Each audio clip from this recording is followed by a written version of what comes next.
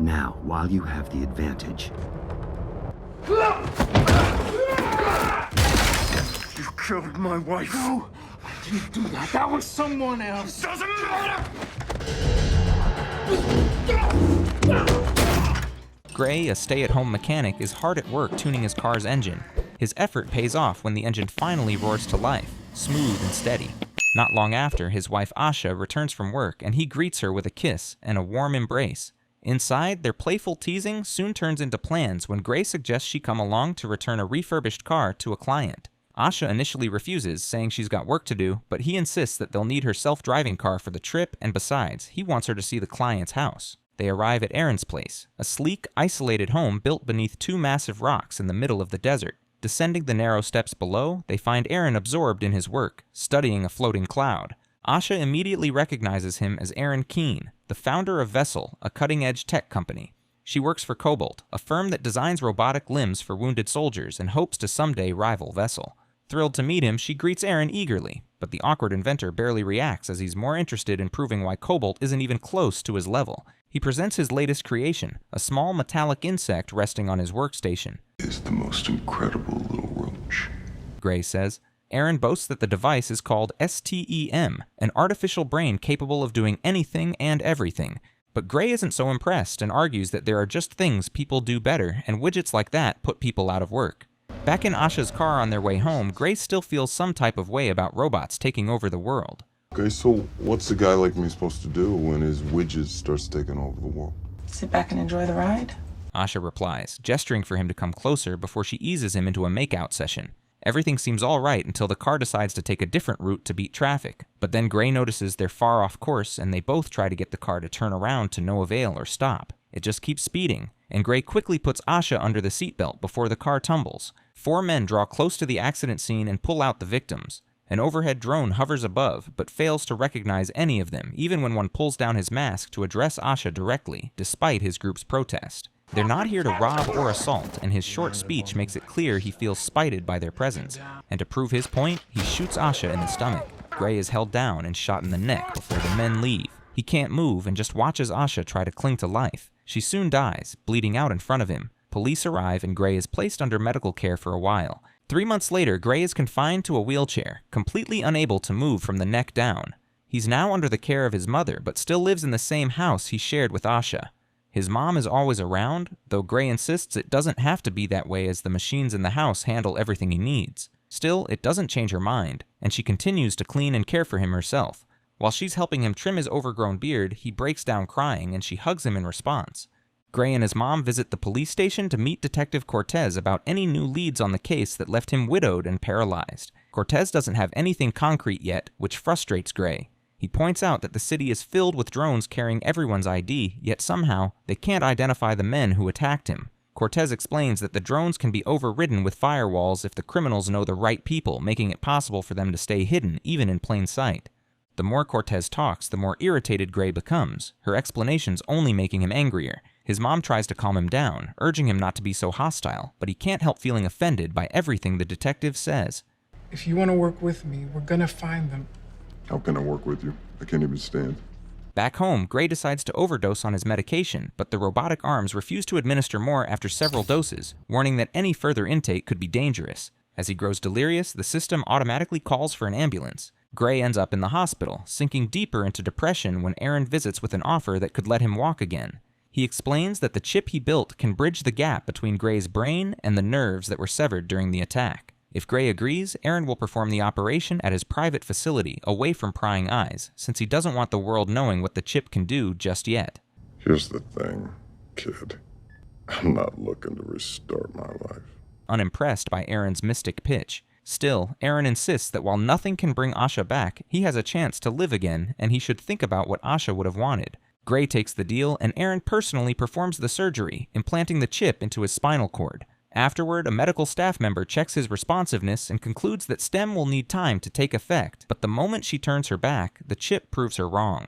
Gray's fingers twitch, then his arms move, stunning everyone in the room. Eron urges him to try standing, and Gray slowly rises to his feet, the sensation flooding through him like a surge of power into a broken body. He doesn't even need the arm braces provided for him. Eron has him sign an NDA, stressing that no one can know about the procedure. He explains that experiments like this usually require years of testing and government approval, but he doesn't have the patience for all that. Gray, still uneasy, just wants to know who's really in control, him or the machine. Eron assures him it's all him, promising he hasn't become a robot, only that STEM is serving as a bridge between his brain and his limbs. And he gets on a treadmill to practice how strong that connection is. He gets home and is alerted that Cortez left a package, already sitting neatly on his table. Maybe his mom dropped it there, though you'd think she'd be panicking if her quadriplegic son suddenly wasn't home.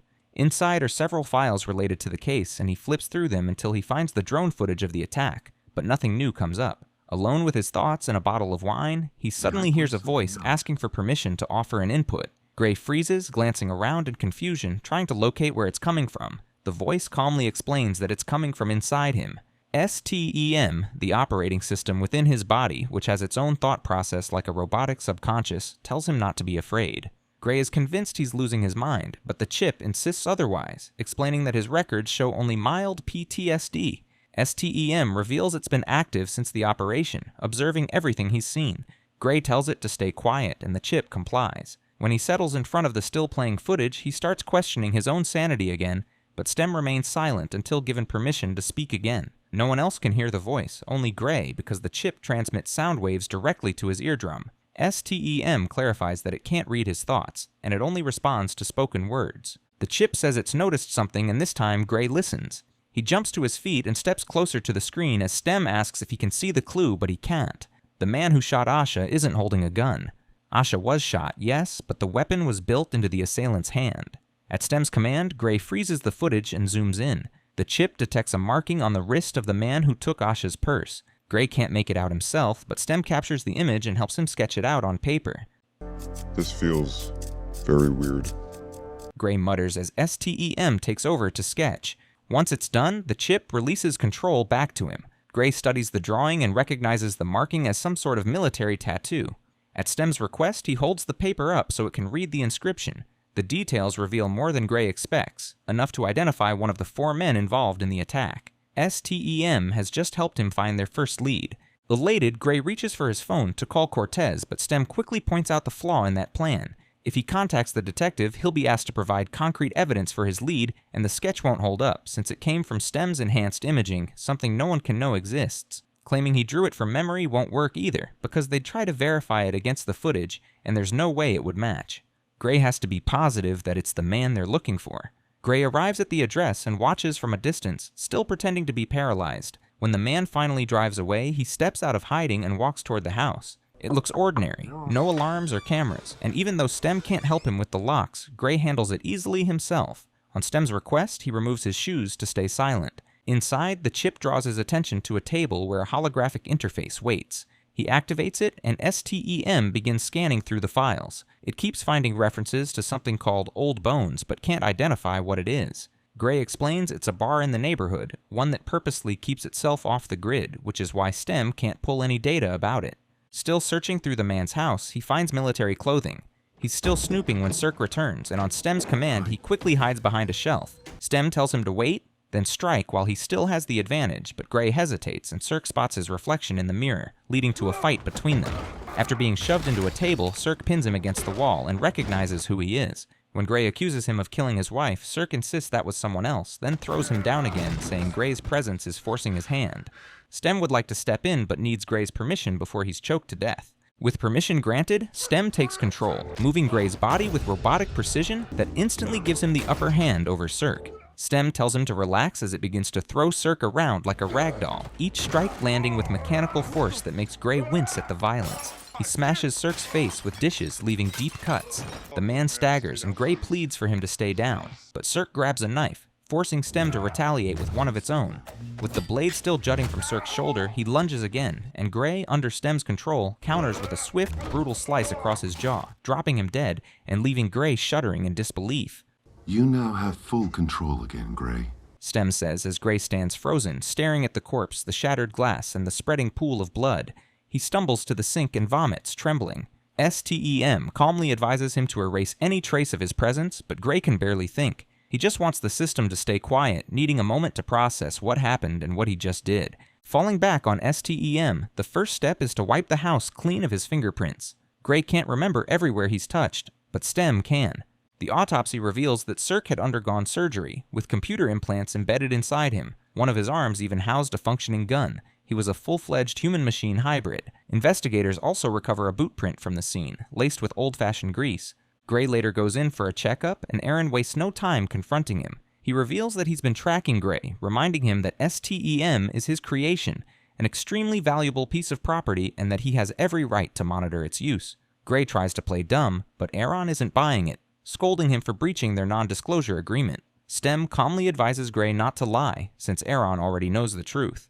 Meanwhile, Detective Cortez reviews drone footage and spots Gray arriving at Cirque's house in a wheelchair. When she attempts to flag him as a suspect, the system rejects the entry. Gray's medical file still marks him as a quadriplegic, making his involvement impossible. Back at Eron's lab, it's clear he has no idea that STEM can actually talk or think independently. Still, he warns Gray to behave and to let the chip keep him mobile and nothing more, because if the police trace the murder back to him, STEM will be confiscated, and Eron's entire secret project will be exposed. Cortez visits Gray under the pretense of wanting to buy his car, but STEM quickly recognizes her real motive. She's there to see if the sole of his boot matches the print found at the crime scene. The detective probes with casual questions, subtly trying to get him to slip, but with STEM guiding his every response, Gray manages to stay composed. He admits he was in the area, but reminds her that given his condition, accusing him of murder would be absurd. When she presses further, he even taunts her to stab him in the leg if she truly thinks he's faking it. Cortez gives a tight smile, knowing she hasn't caught him but convinced something isn't right.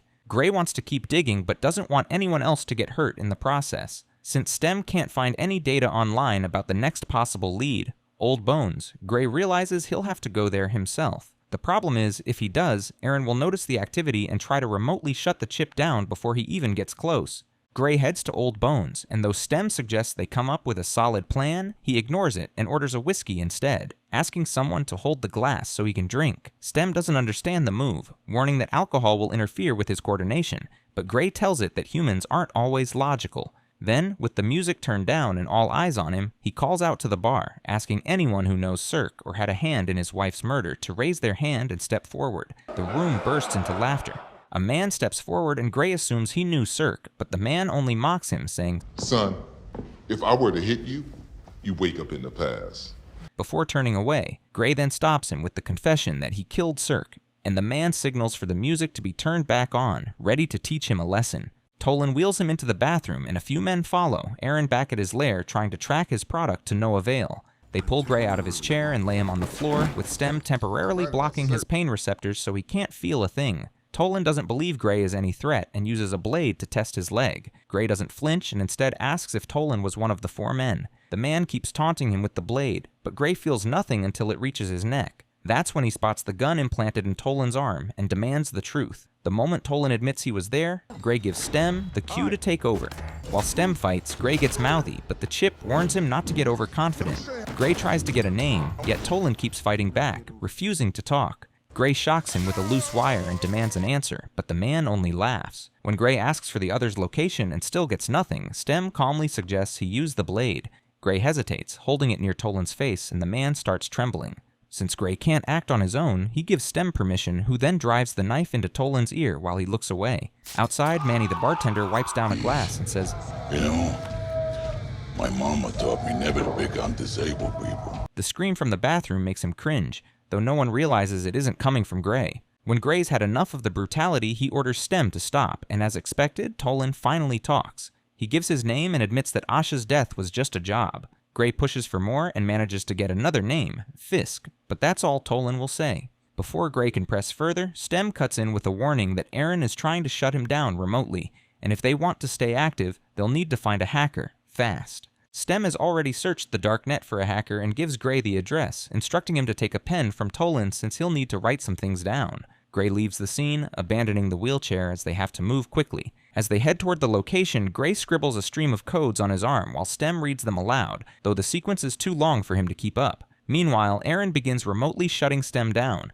cutting its capacity to 70% and leaving Gray struggling to stay coordinated. Gray struggles up the stairs since the elevator is out of service, his movements growing sluggish as STEM continues to weaken. Meanwhile, 2 of the remaining men arrive at the bar, one of them being Fisk, the man who killed Asha. He retrieves the footage from Toland's eye panel and now knows that Gray is only 10 minutes away. Gray makes it as far as Jamie's door before STEM finally powers down completely. Jamie answers, takes the cash, and he tells her what she needs to do. Meanwhile, Fisk is furious that Toland was killed under Manny's watch. The bartender tries to throw them out, even pulling a gun, but Fisk sneezes in his direction, releasing microscopic particles that enter Manny's system and kill him almost instantly. Inside Jamie's lair, Gray notices several people with eye gears on. Jamie explains they're under a VR trance and could stay that way for days. The fake world is a lot less painful than the real one, she says while working furiously on her computer to hack into STEM's system. Fisk and his partner are closing in fast, and Gray urges her to hurry. Jamie admits she's never seen a program like this before, and it's beyond anything she's encountered. Jamie manages to remove the input guards just as the soldiers reach the top of the stairs. She tells Gray that STEM might take a while to reboot, but she's not waiting around to find out, already packed up and ready to head out. Moments later, Vessel's recovery team arrives at the apartment complex, sent to retrieve both Gray and STEM. Gray desperately tries to get the attention of the VR users nearby, but they remain unresponsive. STEM, wake up. He pleads as a last resort. Then, his fingers twitch. Bit by bit, he starts to crawl forward, forcing movement through sheer will. For a fleeting second, he sees Asha standing before him, right before the soldiers storm into the room. Vessel workers close behind, using the elevator. Gray is cornered for only a moment before STEM fully reboots and takes control, landing a heavy punch on Fisk, then dodging Jeffries' gunfire to escape the room. Fisk scans for the Vessel employees and shoots them down before they can reach the 5th floor. Gray keeps running, with Jeffries close behind, still firing.